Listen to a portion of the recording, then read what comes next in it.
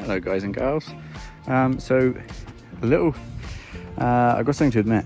I did a tree and I didn't film it. I made a short that I put up yesterday, you might have seen that. But I'm finding that my health hasn't been very good this spring and I've not really got off to the start that I wanted to with the repotting. So every opportunity that I get, yesterday I had about an hour and I managed to get this done. As you saw, if you've seen my last YouTube short that I recycled from Instagram. I've got a few more projects, things that are really budding out now and I don't want to miss the opportunity.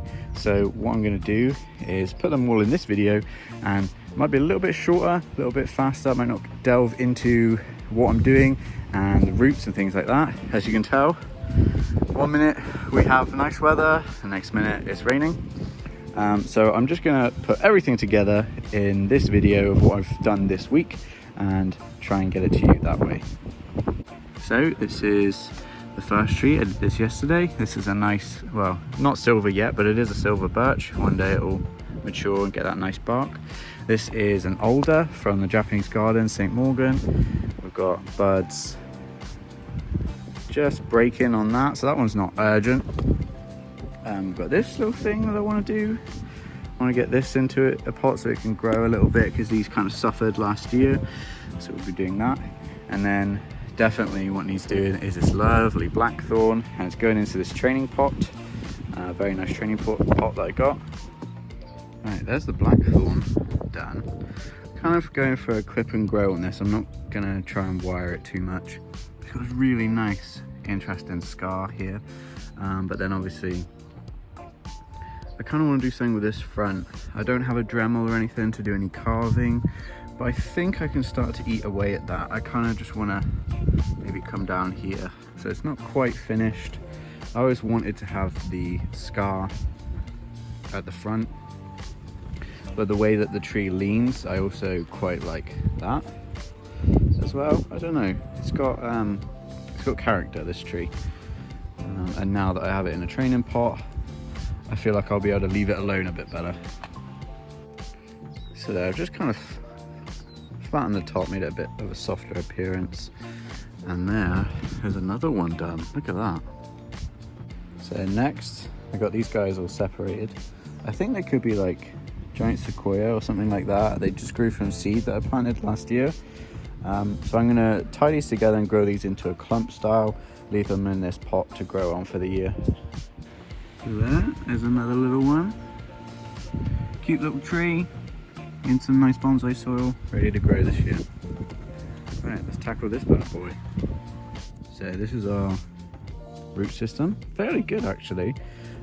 Like I said, this is a tree I got for the ground price of £5 from the Japanese garden, St. Morgan, back in 2020, I think? No, 2021. Yeah, spring of 2021. So that makes us 2 years old now. Wow, that has gone so quickly. This is the pot I've wanted this to sit in. I know it's very shallow, but this alder is probably one of the toughest, most prolific species that I have.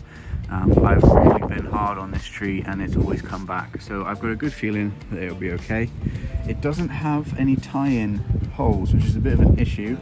So I'm going to see how I go from here. I think what I want to do is reduce this, the height of this root system down a bit. This, by the way, Alex, is probably one of the best tools I've had this year so far. That and the scissors that Jason bought me.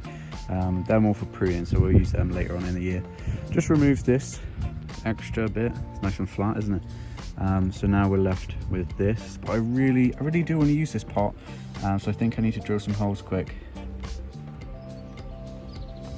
I actually think here's a pretty good example of what how I'd like to start a tree off on their journey to become bonsai. So let's have a look at this. So we've got a fairly nice radial root pattern. It's nice and shallow. It's got some roots underneath the support, but the main lateral roots are fairly thick, and then in the coming years that will fill in with nice feeder roots.